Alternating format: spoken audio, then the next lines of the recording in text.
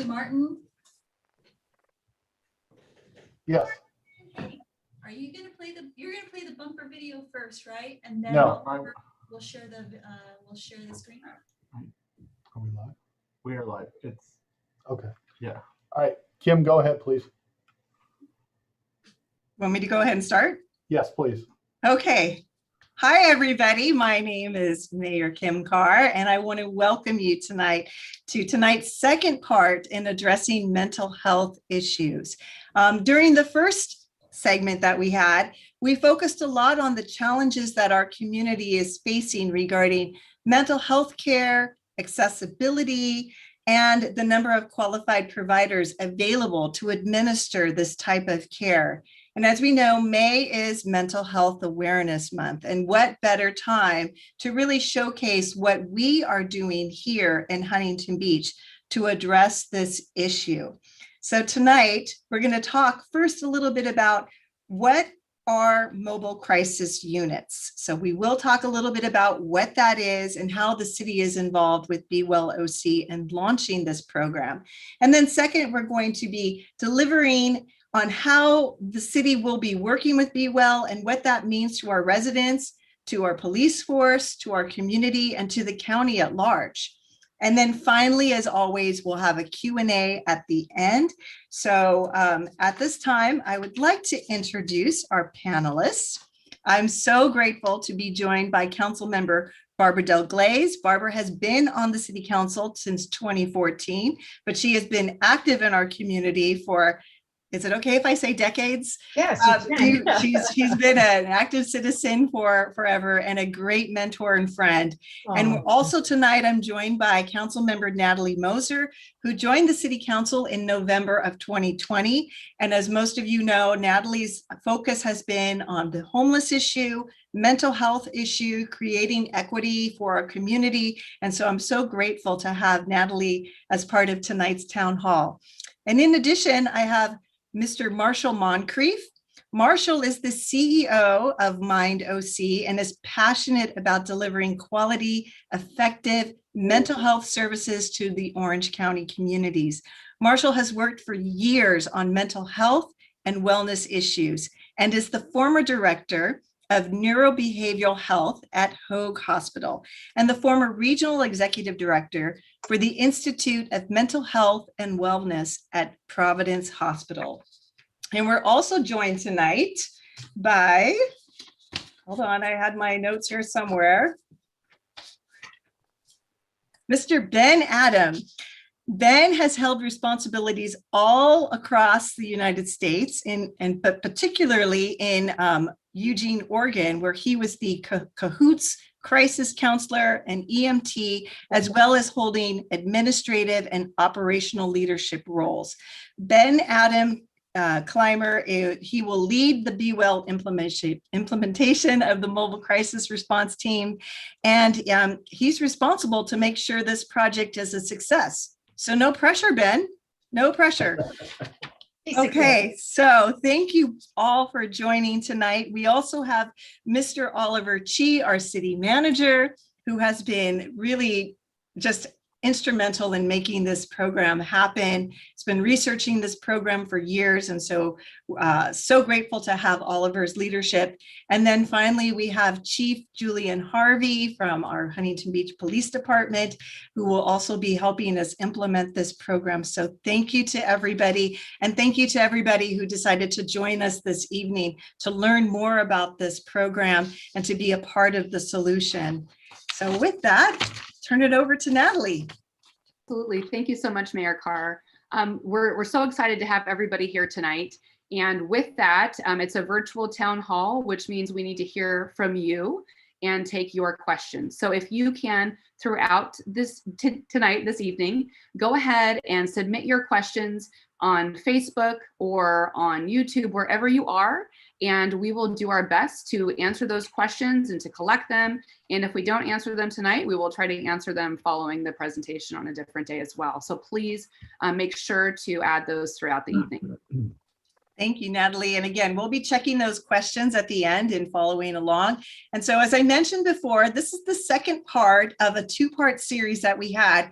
And so I had an opportunity to watch the first part this afternoon. And so if anybody misses the second half, or if you want to go back and check the first half, you can find it on hbhomelesssolutions.com. We have the video uploaded there, but you can also go to the city's YouTube channel where we've uploaded all of the town halls. So if you want to go back and maybe there was a fact or a figure, because there's a lot of information that it will be presented tonight. And there was a lot of information in the first episode. I just wanted to kind of recap a little bit about what we learned. So Natalie and Barbara, if you could just sort of share a little bit about some of the insight that you learned from segment one. I'll go ahead, Natalie, if it's okay with you. Please. Well, first of all, what was great about the presentation, I think, is the excitement that I feel about bringing this program to Huntington Beach. And then when I thought about it later, because right now, as many know, we are really seriously focused on homelessness and preventing it, making it so it's not lifetime forever. The real value, and I don't think we discussed this really enough, but having the Be Well Hope van, I don't think people understand yet, the residents of our community, how valuable that's going to be in our community now, not just for homeless people. And that's the piece that I'm excited about, revealing. And I think as we have it in our community longer, people will understand that it's a safe solution to problems that they would not have thought about before. So I'm very excited about that. Absolutely. I would agree with Councilmember Dalglaze. I'm really excited about everything that Be Well and this mobile crisis response unit will be bringing to our community. This last conversation we had was just really more about Be Well itself. And, I think one important thing that they talked about, or that Marshall talked about, was creating a continuum of mental health care and a continuum of substance abuse assistance as well. As Barbara mentioned, this isn't just about homelessness at all. There are so many gaps in the system with regards to mental health care, and this helps to fill in those gaps. And it does it in a way, I think Marshall said, I'm looking at my notes, that it wraps a hug around the community to ensure high quality care and stabilization. So I love that it's focusing on helping and caring for our community through a healthcare lens that is, really looking to go from a fragmented structure or maybe lack of structure in the community to a more unified ecosystem through Be Well. And so I think that they're really approaching everything just in a very evidence-based and collaborative way, which is just really the perfect partner, I think, for us to be working with. I completely agree. And for me, watching the first segment, I really appreciated learning about the need that we have here in the county for mental health services and how much that is lacking right now. And, some of the statistics about we need to have, 50 beds per 100,000, and we're currently at 15. Or the fact that, by 2028, we're only going to have half of the psychiatrists that we need to really service our community or in California. So there was, I think everything that we're doing right now, because so often we hear, how did we get here? Why is homelessness such an issue? Why is mental health such an issue? And to really be a part of that solution, I think is just so amazing for our city, and to really be on the forefront of this. So with that, I know we've built you up quite a bit, Marshall. We're very excited about the information that you're going to be providing us tonight. So I'm going to turn it over to you so that you can tell us more about Be Well OC and how you are going to fit in with the Huntington Beach community to provide solutions. Thank you so much. This is a really tremendous honor. For those of you that were tuned into the first session, I shared with you that in addition to being a mental health clinician and part of Be Well Orange County, I'm also a Huntington Beach resident. And so I'm particularly proud of our city, and deeply honored to be here with the city council, Barbara, Natalie, Mayor, our chief, and city manager. The leadership of the city is extraordinary. These are not easy things to do. And they are transformational things. And so I'm really, really honored to be here with everybody. To my right, I don't know if it's your left or how this kind of thing works on the screen, but Ben Adam Clymer is with me, and you're going to hear from him in a little bit too, as we talk with you more in depth this week about the specifics of the program, this mobile response program, and what it means and how it's structured, and how we work alongside and under the leadership of Chief Harvey and Chief Haverly of Fire, and give the community a better sense of what this all means. I thought I'd spend maybe just 2 quick minutes, although, gosh, Natalie and Barbara, you summed up last week so nicely. I might be repeating a couple of things, but just to sort of recap for folks and level set so that we have a context of how and where a mobile response program like this fits in. We have a lot of good programs and services in Orange County. A lot of them have been in this community for a long time. We have a lot of good programs and services in Huntington Beach. What we don't have in Orange County is cohesion around those programs and services. So like Natalie mentioned, there's a lot of fragmentation. Be Well Orange County is a whole community effort to take the fragmentation kind of indicated by the picture on the left, put it within a structure that allows the whole community to work together with intention, so that out the other side of it, we have a world-class unified system of mental health care, or we use the term ecosystem sometimes, meaning that this will be made up of a lot of different component parts, but working more intentionally together. And I love that that Natalie recalled the phrase, because I do use it a lot. It's what comes up in my mind's eye, is kind of wrapping this hug around our community, regardless of insurance status or socioeconomic status or clinical need, whether it's mild, moderate, or severe. Because I'll tell you, I get calls on my phone every day of my life, multiple most days. And mild, moderate to severe is a term that a licensed geek like me uses to categorize and triage. Everybody who calls feels their situation is relatively severe, or they wouldn't be calling. And so whether it's I'm worried about my child's potential ADHD and I don't know how to find a therapist, to my loved one just made a suicide attempt and is in Hoag's ICU, all of that and everything in between feels quite severe when you're the person living it. And so what we're talking about today is this mobile program that's part of the ecosystem we're constructing, works in relationship to these campuses that we're constructing, so that we can get outside the 4 walls of a facility and into the nooks and crannies of community, to where people are struggling, suffering, and need help. And we'll talk with you about what that service looks like tonight, and we'll talk with you about what it isn't also. This slide right here, it sort of shows the infrastructure that we're building. So the previous slide was the first of those regional campuses. We are working to the left on a navigation system. We need a centralized number, something, and digital app, something like Amazon for mental health. What's the single point of entry that simplifies things? And in between that, we need a mobile response team. We need something that's agile and designed to meet the needs in community in a new way. So last time I shared with you that I've worked in Orange County hospitals for the last long while, almost 20 years.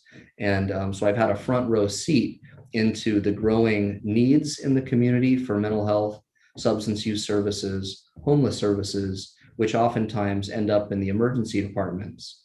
And I've had a front row seat into the hard work by our law enforcement leaders and our emergency response leaders, all of whom, law enforcement, emergency response, hospitals, have been carrying the weight of the mental health demand on their own, none of whom were ever engineered or designed to carry it. They've just been doing it.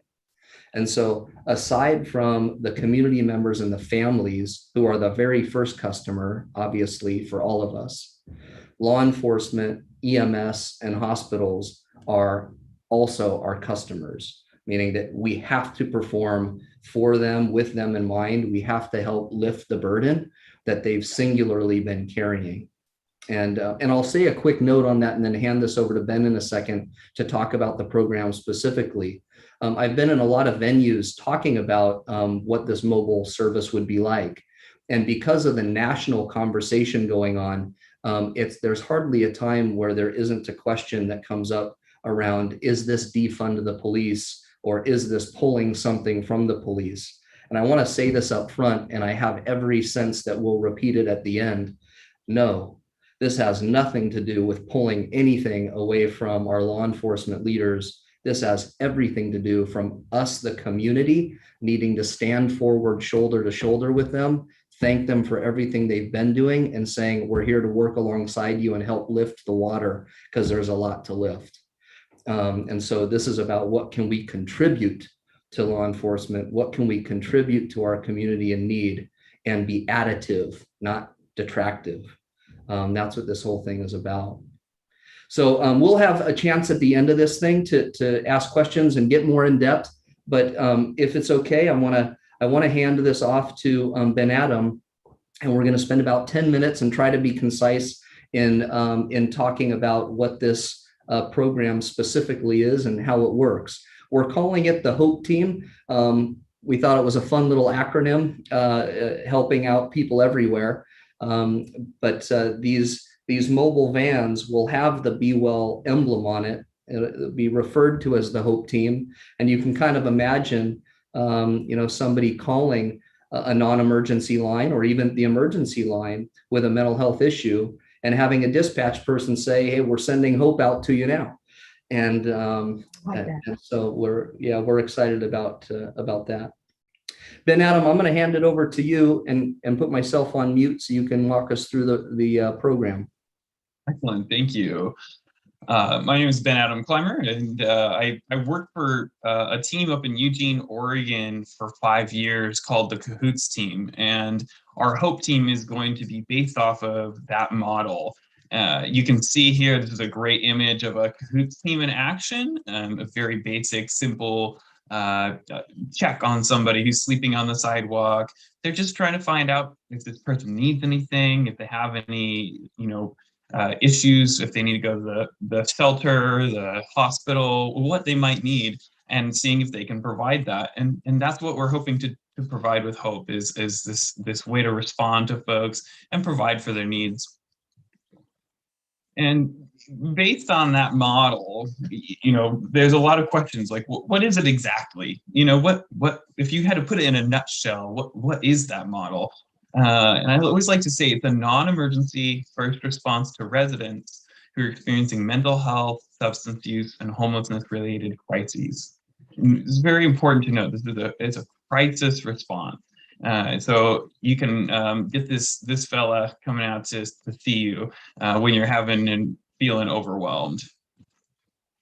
A little bit about the process. The model is really designed to alleviate the current burden that we've placed as a society on police, fire, and EMS to manage these types of crises. I like the way that Marco put it just now. There's a lot of water to be lifted, and it's going to take many hands to lift that water, and it's very true. It also optimizes the time and the energy of the first responders, whether they be law enforcement, fire department, EMS, and it creates what we might consider to be a sort of a fourth arm of the first response system. So you've got a criminal issue, you're going to get law enforcement, you got a fire, you get fire department, medical emergency, you can get EMS, and some kind of crisis in general from mental health or substance use, you get the HOPE team. So how does it work? They are staffed with teams of 2. Here's a couple of images of some friends of mine from that Cahoots team up in Eugene, Oregon. And that staff of 2 is a crisis counselor or a crisis intervention worker and an EMT. And or some kind of medical professional, could be a paramedic, could be a nurse. The counselor provides us with de-escalation skills, social work interventions, referrals, all those types of great interactions and interventions. And then the EMT attends to what we might consider low acuity physical health problems that are often co-occurring with those mental health issues. People who are having physical health issues can often feel very overwhelmed and be in crisis. And people who are in crisis can often have physical health issues as well. And this model allows us to address both of those at the same time. So the other really unique thing about this model is that you can access it the exact same way that you would access the police department or the fire department. You call the non-emergency number or 911, and the dispatchers will listen, hear what the issue is, and then make that determination which one's it going to go to, police, fire, EMS, or to the mobile crisis team.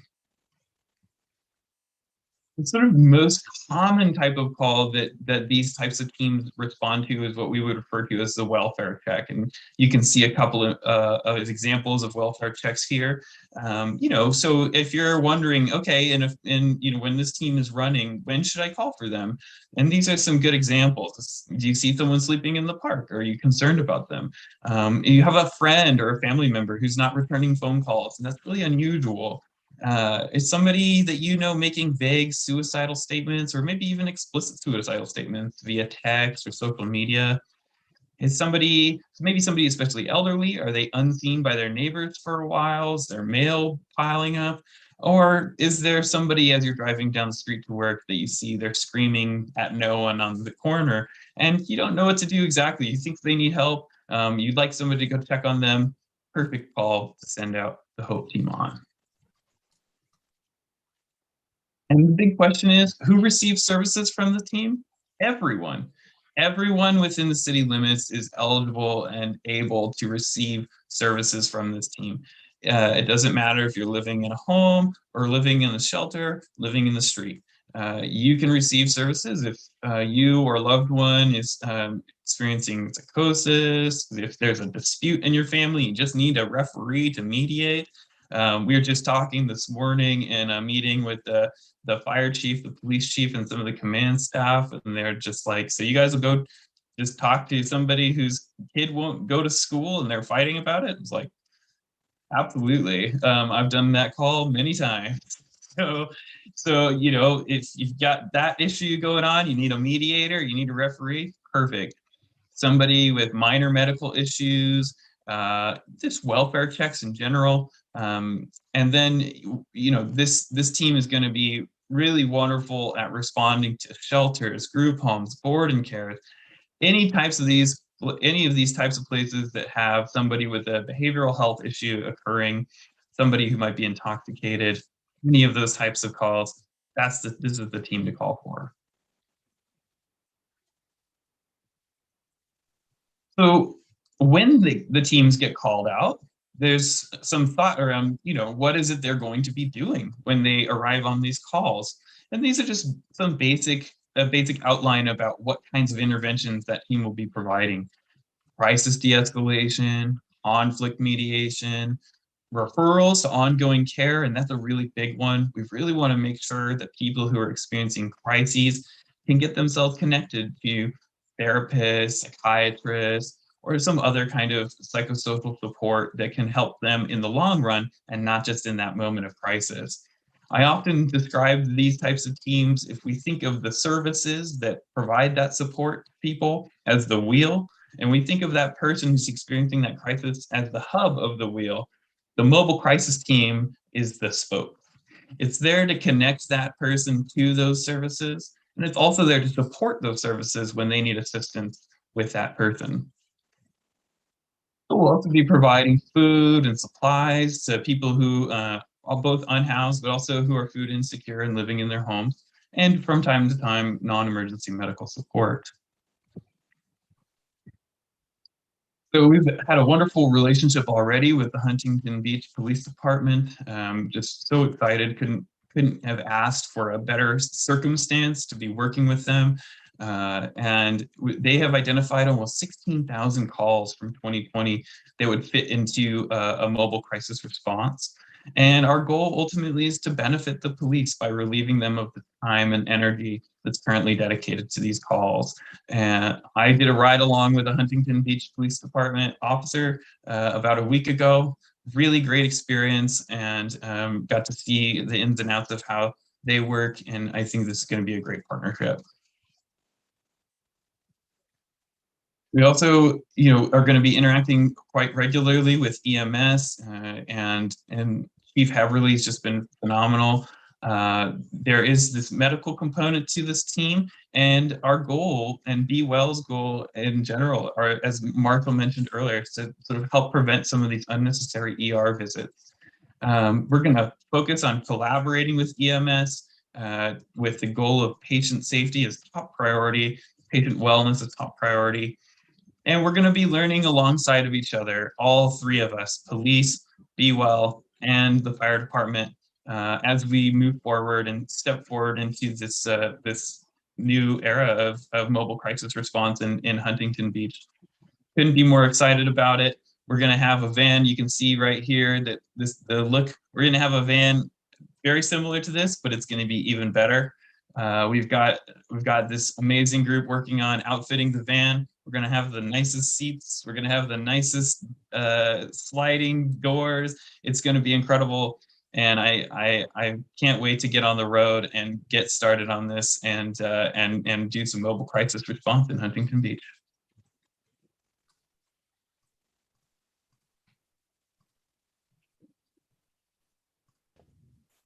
Awesome. Thank you, Ben Adam. Yeah, I love it. I'm equally excited about the van. We're gonna take it next level, Orange County style and Huntington Beach style. It's gonna be pretty slick. We're really excited. I think this is a point where we hand off, and so I'm not sure if I'm looking to yes, Oliver. Yes, sir. Marshall. Hello, Ben. Adam. Hello. Thank you guys Hey. so much. And I think Chief Harvey is going to join us too. And you guys just done a terrific job explaining and outlining exactly what the program is and what it'll look like. And I think what Chief Harvey and I are going to try to do now is provide a little context to the local need here in Huntington Beach, why this is important, why we've seen this as something that we really need to do. Ben cited a couple of statistics that Chief Harvey and I will try to expand on a little bit as we move into a discussion on locally. What does Project Hope mean for us here in Huntington Beach specifically?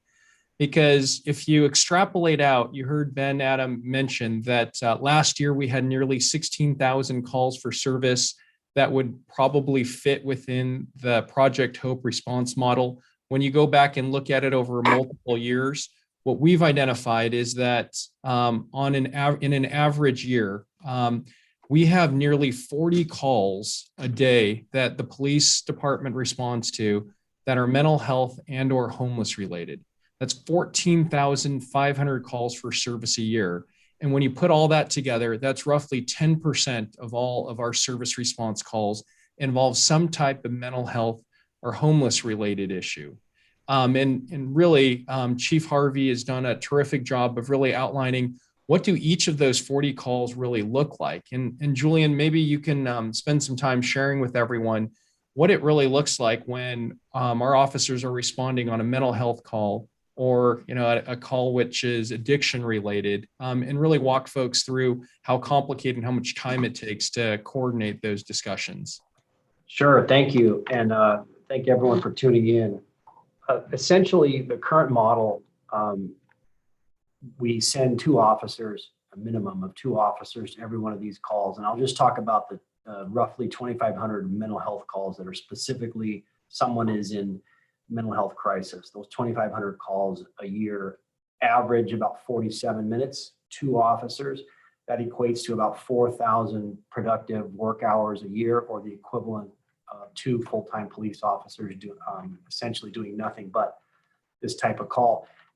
Many times these calls require far longer commitment of time, and usually in an emergency room or in someone's residential area, where we might be waiting for the CAT team, or we might be placing a hold on someone, or a voluntary situation. But again, we're pulling our officers out of the field sometimes for several hours to deal with these calls. And many times our officers are not as well versed as a trained clinician or with the necessary clinical experience that the individuals that Marshall and Ben are talking about will bring to bear. The officers do a tremendous job. They do their best, and they often result in really good outcomes for these patients. But again, is that really their primary role? The answer is no. If you go to the next slide. And some of these calls involve drug addiction. And again, when it's a non-criminal, non-violent incident, not involving weapons or clear criminality, we do have to ask ourselves the question, why are police going to those calls? And unfortunately, the level of mental illness in our communities is on the rise. I believe the statistics are it's approaching 20% of adults are suffering from some form of mental illness. And the more troubling data point is the age group of 11 to 17. The rate of increase is even more significant there. And so this burden on the police is only growing. And this alternative approach is a way to bring better outcomes for the patients and relieve the officers to really perform more traditional policing, and that's being available for emergency response, crime prevention, proactive enforcement, and community policing. So back to your question though, Oliver, is one of the examples is drug addiction. Individuals sometimes or family members are called about their loved one who's suffering from addiction. The individual may be interested in a treatment program. This would be a perfect example where the Be Well solution would be brought to bear. There really is no purpose for a police response in that situation. If it's a behavioral issue where someone is acting bizarrely or their reactions are not normal or they're talking to themselves, again, nonviolent, no apparent criminal behavior, no weapons. This is another example where the cahoots model would be far more beneficial. And often the police's presence, the two officers in uniform can be provocative. Many of these individuals have had negative interactions with the police in the past. They bring that history with them to this interaction, which normally would be nonviolent, but our mere presence sometimes triggers a conflict. And these conflicts are often completely avoidable and simply by not going. And Julian, I thought these statistics were fairly shocking, and you and I had some time to talk through that it is accurate that 1 in 4 fatal encounters with the police involve someone with a mental illness. 25% of those cases involve somebody with a mental illness situation, and you described that sometimes just the presence of somebody in a uniform, regardless of how good a job they're doing, can really escalate a situation instead of de-escalate it. Can you maybe expand a little bit on some of the things you've seen in your career and some of the things our officers have to deal with when it comes to these mental illness or homeless related calls for service? Certainly. I can give a pretty clear illustration here of what we're seeing. The level of mental illness in all of our communities throughout Orange County and California and the country is approaching an epidemic level, and for a variety of reasons. Increased depression, isolation, the lack of available care. All of these factors are leading to this tremendous increase in our communities. And so what we see here, and I watch the body-worn camera tapes sometimes of our interactions with individuals who it might not even be a call involving mental illness, but some people are suffering from suicidal ideation, and now we bring police officers who are armed to the situation, and we see this happens. This happens regularly where individuals seek suicide by cop, and that's one reality. But the data point you pointed out is very real. And mental illness is pervasive, and there are people suffering from mental illness in our jails, in our prisons, and they're in our communities. And we go on these calls and we come upon these situations. And again, sometimes it is our mere presence is a provocative act. And if we don't need to be there, if there is no enforcement action to take, if there is no violence and no weapons, and then we do have to ask ourselves, why are we there?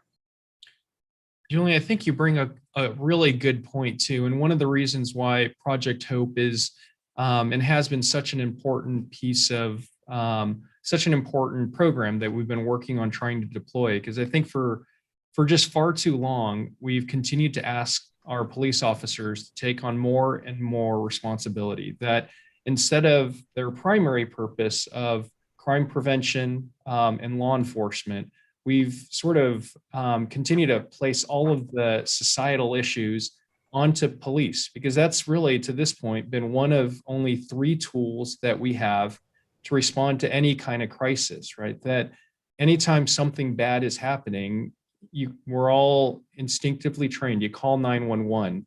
But the tools that we've had up until this point, there's only been 3, right? And those tools have been send the cops, send the firefighters, or send the paramedics.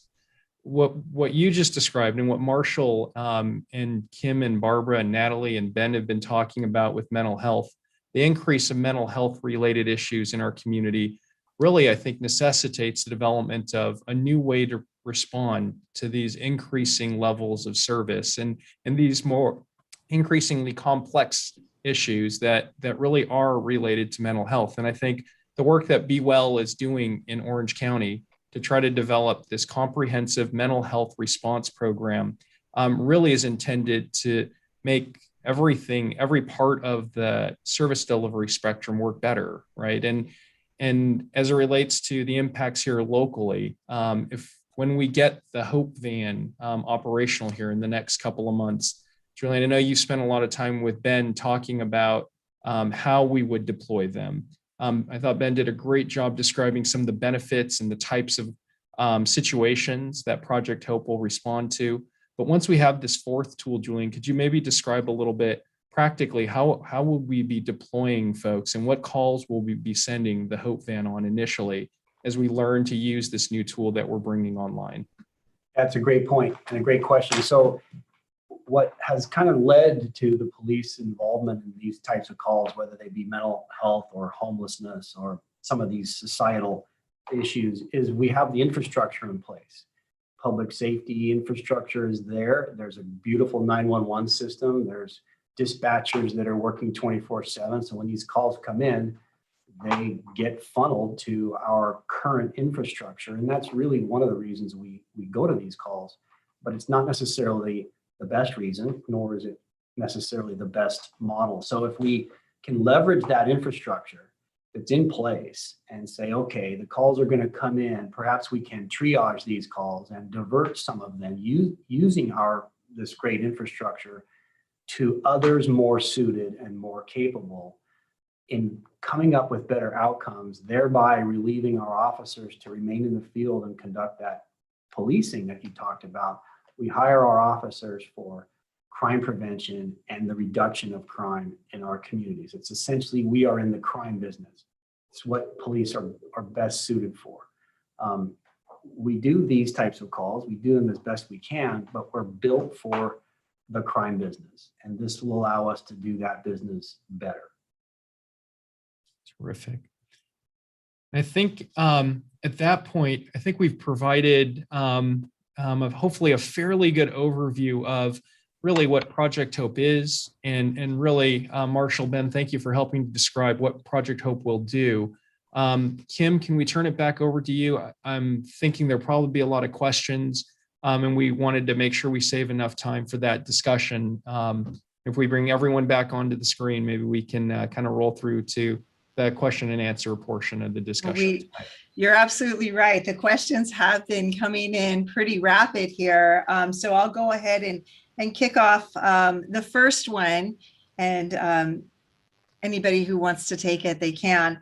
One of the questions that we get is is this program, Project Hope, going to be replacing the homeless task force? I'll No, take that one. I'll but take Julia, that go one. ahead.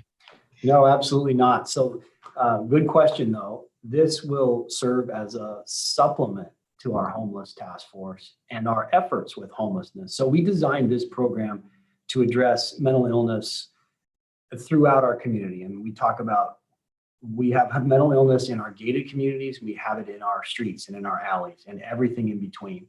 And so this is not a homeless centric program. These folks, the Be Well van will not be simply and only responding to homeless calls. A significant portion of their calls will involve the homeless. There's no doubt about that. They're going to actually help us do a better job addressing the chronic problem of homelessness in our city. However, it is not going to replace, it will supplement. And Julie, I think you make a great point. And Ben, I've heard you tell this anecdote before of your experiences working the Cahoots program of the types of calls and the places you'd go in evening. Maybe you could expand on that a little bit and share some of those details. Yeah, absolutely. I think what you're referring to is the fact that when you work on these on the Cahoots team and what will be the Hope team, it's not uncommon to be, helping a person who's living on the side of the road. They're intoxicated. You're getting them up and off the ground and over to maybe to Be Well's campus at the sobering center. And then the very next call is in the living room of a 7,000 square foot house in one of the wealthiest parts of town with a teenager who's feeling suicidal, and you sort of live in those two extremes, providing service to everyone, because as I said, the mobile crisis response is just like the fire department, it's just like the police department. It doesn't matter who you are, if you call for assistance and it's within the scope of practice of that team, they'll come out and help. Mayor, Thank can I you. ask a Go ahead. question? Go ahead, Barbara. Then, from your experience, so let's use the example you just gave.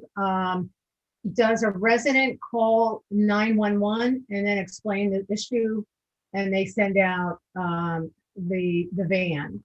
Suppose on that call, the police are needed. Could you explain how that works together? Absolutely, yeah, and Chief Harvey can also chime in here as well. But essentially, if it involves some kind of violence or, as he said, criminality, but there's also behavioral health, or a part of that, most likely the police are going to be going out, clearing the scene for safety, doing what they need to do for their role. And the Hope team will be on standby or potentially, going with them to handle the next piece of that, which will be the emotional distress, the mental health issues, and so on. Thank you. Great. Natalie, why don't you take the next question? Sure, absolutely. Thank you. Yeah, the name Be Well OC implies it's a county-funded operation. Is that true in this case? No, and maybe I'll start there, and then Marshall, you can jump in a little on the Be Well component. But the short answer is no. This isn't a county-funded operation. This is actually an operation that, thanks to Natalie, you and Kim and Barbara and the rest of the city council, it's a city-funded operation, and will be the first community in Orange County to launch a true mobile crisis response program in Orange County. For this first year, it's a pilot program that we've launched. We've identified a variety of restricted funds to get the program up and running, to iteratively learn, is this really going to be an effective way to address an increasing call load of mental health related calls for service in the PD and deliver better results also. And then as we move forward into the future, if this does catch on, and all of us here at the city, we believe incredibly strongly that this model works. When you've looked at other communities where this type of true mobile crisis response program has been developed, what you've seen is you pull away calls for service from the police department so cops can focus on being cops, and those that need mental health service are getting the type of service that they need. We think it's going to be truly effective, but that's a long-winded way to get to no, this is not a county-funded program. The city is using a variety of restricted dollars this year in the pilot program launch. And in future years, if this does work, the federal government has actually deployed billions of dollars to fund mobile crisis programs that we are hopeful we'll be able to tap into moving forward. Thank you.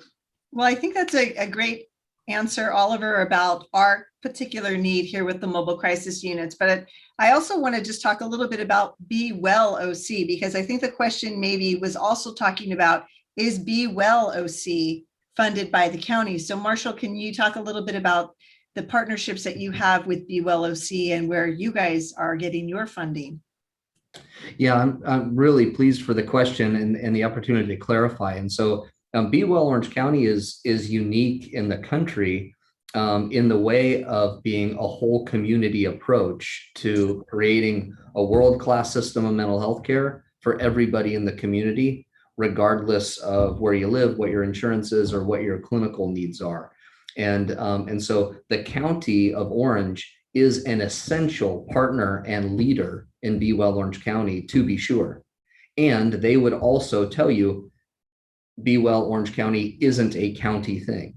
And so they're an essential partner, they're an essential leader, but so are all of the not-for-profit hospitals in Orange County, essential partners and essential leaders. So is Cal Optum, the Medicaid health plan. So are all of the universities in Orange County, the faith community.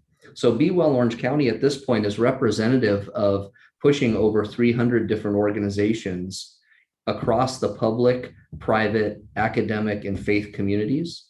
And then we have within this kind of ecosystem, we have different initiatives that are lifting. And so Huntington Beach is leading this essential need for our larger ecosystem with mobile response. It would be a really wonderful thing if not long from now, other cities start stepping into this and we have one standardized, scalable model delivered at a city level, supported by the county in terms of supporting the concept of it, participating where needed. But this thing stands up as a scaled, standardized model. What we don't want to have in our Orange County community of 34 cities is 34 great ideas that run 34 different directions, and people like Chief Harvey and his colleagues tear their hair out because well-intended efforts created a Frankenstein model. So the idea that this is under a Be Well umbrella allows for that standardization and scalability for this initiative. No, I think you're absolutely right on. And the fact that you touch every element, because mental health it's for everybody. We're talking about everything. So the fact that you have private businesses, nonprofit, the faith-based, I mean, this really is everybody's business. And again, it's just, we're so grateful to be a part of this project. So Natalie, I'll go ahead, and if you would like to take the next question, please. Sure, absolutely. So I'm interested in hearing what follow-up is done after initial contact is made. I would like transparency in numbers on who are being helped. We hear little to nothing about the numbers, cost, and issues at our navigation center. For sure. And I think we can all jump in a little bit and take different parts of that particular question. But the initial, in terms of the initial transparency on the numbers and what the actual service demand looks like, that's absolutely one of the things we're developing right now, is that framework of data collection and data analysis. There are a variety of numbers, and that question seemed to imply also community members may be looking for more info on what's happening at the navigation center. We can certainly do a better job on articulating some of that information, and we'll work on that. But as it relates to Project Hope specifically, the funding model is, again, restricted local dollars that we're allocating towards this first year pilot program. And as the program rolls out, we'll be collecting data on calls for service, the types of calls that we've responded to, the outcomes that have occurred through those calls. And we are going to be looking at very closely the impact on the police department, the fire department. Are we relieving our existing tools in the PD, in our fire department and EMS? Are we relieving them of certain calls for service that can be better handled by Project Hope? And if they are being handled by the Hope program, are the outcomes we're seeing, are the patients that we're seeing, are they going to have better outcomes? And from the very start, that's been one of the things that I just feel we're all so blessed here in Huntington that Julian has been insistent on, is that this is not a homeless response program. This is a mental health program first, and case management and follow-up will be prerequisite requirements that Marshall and Ben are going to have to make sure we're doing every day, so that when the van is here in Huntington Beach during the day, when they're in between calls for service, they are going to go knock on a person's door that they know, hey, how is Marshall doing today? Does Marshall need his medication? Is Marshall feeling okay? How's Marshall's week been? Is he doing well? Can we prevent calls for service? That's absolutely part of the intention of this program moving ahead. And Marshall, Julian, Ben, you might have a little bit more to add on that, but I'm super excited about the preliminary data framework that we've developed to this point. Yeah, I think one critical piece of this is that every single thing that this team does will be documented. We'll have really great vision and clarity around what they're doing and who they're helping.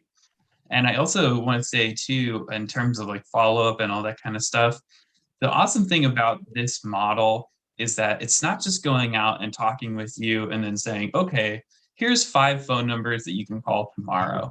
It's let's call those now, or let's call them and find out if you can go down there right now. And if you can, we're going to take you. We're going to put you in the van, or we're going to drive you down there, and we're going to get you going with those services right now. And not being, hesitant or waiting for that to happen, or waiting for those services to be accessed by the person that we're interacting with. It's going to be very proactive. And like I said, being those spokes to all those services. One more quick add-on. I'm in high agreement with everybody's comments and the need for data capture, to be sure. So we're implementing, a 30-year plus demonstrated successful model, and we're implementing it new in this community. And so there's going to be a lot of learning along the way. And so we're seeking partnership with the whole community to ensure this success. And so let's be in bi-directional communication as a community, continue to refine and improve where we see opportunities. But as your neighbor, I live here with you all. This is all of us that are going to pitch in if we're going to make this thing successful. So transparency and ongoing learning are going to be inherent in this thing's success. I have a question, Mayor. Can I go ahead and jump in? Go ahead, Barbara. Marshall, or to anyone really who can answer this. Let's say an individual is picked up and is in crisis and probably needs treatment. So they would go back to Be Well OC. And are there physicians or people on call to see them at that time? Because your point earlier was to avoid going to the emergency room. Yeah, it's a great question, Barbara. Thank you. So we do have the Be Well campus open, and that's available to the whole community of Orange County. We will be doing more campuses that will start coming online. And so the answer is yes, that could be a potential outcome of an intervention, as could 1,001 other things, depending on what the need is. And so I love the way Ben Adam was framing it. This program is designed to get out, meet the person in community where they are, what are their needs, and be hyperactive, proactive in getting those needs met now. And so that could be as simple as, you know what, let us help you refill that medication regimen, and we'll swing you over to Walgreens and pick up the meds with you and make sure that you're getting them and taking them appropriately. Or it could be something as let's go over to Ultimed and make sure you're seeing your primary care doc and getting this thing taken. Whatever it is, this needs to be the nimble, agile, get it done for you and with you solution that we've been needing. Well, one of the things that you said that I really like is that the person saying, this is what my need is right now, and having the availability of the van and these people who can take care of people in this situation. You can go right then and there. You know, it's not something that you have to make an appointment a week out. Right. And Which- Councilmember Del Glaze, if I could add. That's a yes, great please, point go you ahead, raised. Chief. Is this is not going to increase capacity in the county in terms of mental health treatment facilities. And that's an important takeaway here, that there is a tremendous need for more I agree. beds. And I don't want anyone to take that away, that this is somehow going to increase that capacity. It's not. What it will do, though, is, as Marshall articulated, it will, and as Oliver articulated, our follow-up and case management will hopefully prevent crises from recurring. Sometimes people need to know that someone cares, Yes, someone is actually going to check up and follow up on them. And it's sometimes that's all it takes, is to keep them on the straight and narrow. And then the other thing is, we talk about the word navigation. It is a myriad of options throughout the county, and to know how someone's insurance may or may not open up certain avenues is essential. And the individual that will be in this van will know, if it's Medicaid, what are my options? If they're indigent, what are my options? If it's Medi-Cal, what are my options? If it's Cal Optima, what are my options? And it's almost like finding the little nugget in that corner of the region that has one available bed, and that's where the person ends up. So, And the people they're with in that moment generally know the answers to those questions. Right. Or if they don't, they can find out. And my last question to you, Ben, how long, you said you've been at Cahoots, I think 5 years? I worked for them for 5 years. Right. I know you can't pick out one thing, but if you've had a chance to look at Huntington Beach here a little bit, what is it that you took away with you that really made a difference because of the program being in the community? Great question. It's a big one. Yeah. I think the thing that, and my dog, who's now barking, I think the thing that that I would take away and that I look forward to the most is that, and what I hope to see as well in every city in this country, is that when you are having the worst day of your life, when you are having a mental health crisis, when you are having some kind of issue with your family, your friends, your loved ones, you know that there's someone you can call who will support you, who will not judge you, who will listen to you, and who will just be there for you. And there's no doubt that will be there. And that develops a community, a societal understanding that there's just going to be someone there to support you, even when everyone else in your life may not be able to do so. Trust. And I really, really hope to see that happens in Huntington Beach as well. Oh, that would be a great wish. Thank you. I appreciate that, Ben. So I wanted to jump in here to get back some of the questions that we have been receiving online. So one of the questions, there was an article that came out today in the Orange County Register, and it talked about that there's only going to be civilian responders, and there's only going to be 2. So there seems to be, does the city have some sort of written policy as to when the police may have to get involved when these programs are happening? So it was a question that Chief Harvey and I had yesterday as well at the Kiwanis Club, was, when you're sending these 2 people out, what kind of maybe self-defense training they have, or, when do the police need to come in if maybe the call takes a turn? I'll start with this answer, and we are working through those protocols as we speak. In fact, this morning we had an operational meeting talking just about that our dispatchers need to really get very good at triaging these calls and cherry picking those ones that do apply. And my direction has been to err on the side of, if it even remotely appears that there might be a need for police officers, then send them. And then the officers will go stabilize the situation and then bring the hope van in. But I'm very confident that they're going to be quick studies on this, and they're going to identify those calls readily and know that this is a perfect one. Non-violent, no weapons, no apparent criminal conduct, and this is ideal. And with Ben Adams' experience, 5 years of doing this is essential, and training our dispatchers too. And he can hopefully comment that the dispatchers generally get it right. And it's very rare for a call that's dispatched to require police to come after the fact, but I'll let Ben comment on that. And I think the numbers really, bear out the evidence. The Cahoots team up in Eugene in 32 years now has never had a single employee injured on a call in its history. And very rare, it's very rare.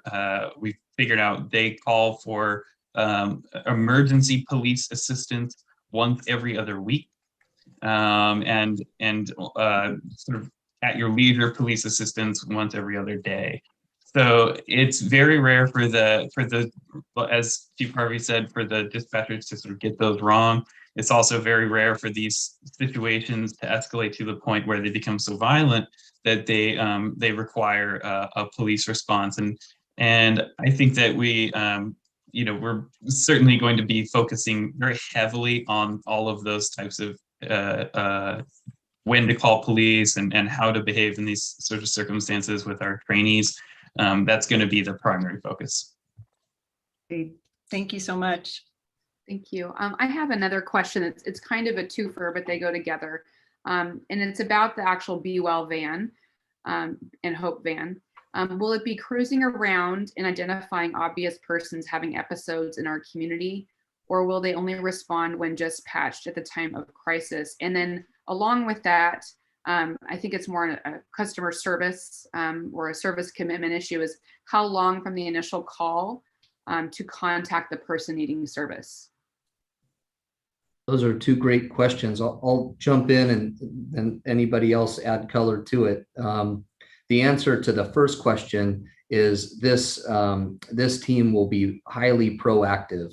And so this team's going to be out in community, engaging community. We're going to be in and among and part of the community. So not waiting to respond to a call, very proactive. And with respect to response times, the goal is immediate. And this is going to be one of those areas where we learn together as a community and start responding to call volume. And as we might be falling short of immediate, then we make adjustments to build team out. But this needs to be highly responsive if it's going to be successful. Oliver, I don't know, or Chief, if you wanted to add to that, but yeah, for the calls that the van's not available, obviously the police will respond to those. So if they just finished a transport and they're out of the city, then obviously that will be one the police will go to. And I want to be very clear here. We talked about a lot of data at the beginning, 16,000 calls. This will not be appropriate for all 16,000 of those calls by any stretch of the imagination. It will be a small percentage of those calls. And they're not going to be available early days for all of those. And then it will revert back to the current system. Well, I thank you so much, Chief, for that clarification, because I think the thing that we just can't stress enough is that this is an additional tool for our police department, and that the city is so committed to public safety and making sure that you have the resources that you need to do your job and to make this community safe. And, you know, again, it's addressing the mental health issue that is lacking in the county. It's not just here in Huntington Beach, it's the county, it's the state. And so to be able to have this additional resources, it's fantastic. And I think everything that Be Well OC is doing, it's truly amazing. And so Marshall, I want to give you an opportunity to also plug Be Well OC. I know that, you know, as we mentioned, May is Mental Health Awareness Month. I know that you have a lot of activities that you're doing right now. I get emails it seems like twice a day about different things that you guys are doing. But I also want to make sure that we get down to, if we're not on the last slide, to make sure that everybody knows about Be Well. Their website is beweloc.org. That's BEWELL.org. And then as I also mentioned, tonight's recording is going to be uploaded on our YouTube channel. So if you've missed any of it, you can go back and check. And then also, it's also available on our hbhomelesssolutions.com, and you can take a look at that. But Marshall, I just wanted to give you a quick opportunity just to let us know if there's any events that our community may benefit from that Be Well is doing for the month of May or continuing for the rest of the year. Oh, thanks so much for that, Mayor Carr. Yeah, please do go to the website.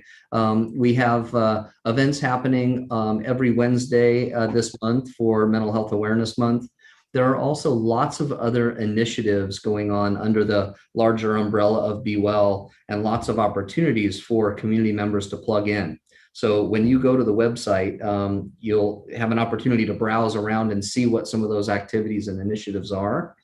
If you just want to put your name and contact information in there to receive updates on what's happening, we would love to do that too.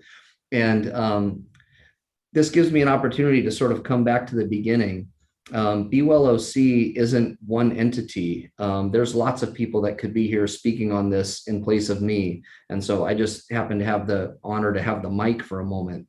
There's several hundred organizations that make up Be Well Orange County. Public, private, academic, faith, private business. This is kind of like the stone soup model of building a world-class mental health system. Everybody's got something to contribute and chip in. And it's the same thing with this mobile response. I love the way Chief Harvey framed it up. We're going to be approaching this with confidence, but also eyes wide open, knowing that it's going to evolve. We're going to learn, and we're going to need to do this together in collaboration with the community for this thing to succeed. So we're looking for your partnership. We're looking for your support. We're looking for your patience. And we're going to be giving this 110% to make sure it's something outstanding for our community. So thank you, Mayor, and for everybody for allowing this opportunity. It's just tremendous. Well, thank you, Marshall, and thank you, Chief, Ben, Adam, Oliver, Barbara, Natalie. We're also 110% behind you as well. And we're here to help any way that we can, because we're really excited about this program. And so with that, I'm going to thank everybody who joined us, and everybody have a great Cinco de Mayo. Be well, be safe, and onward and upward. Thank you. Upward. Thank you. Bye-bye. Everyone. Bye.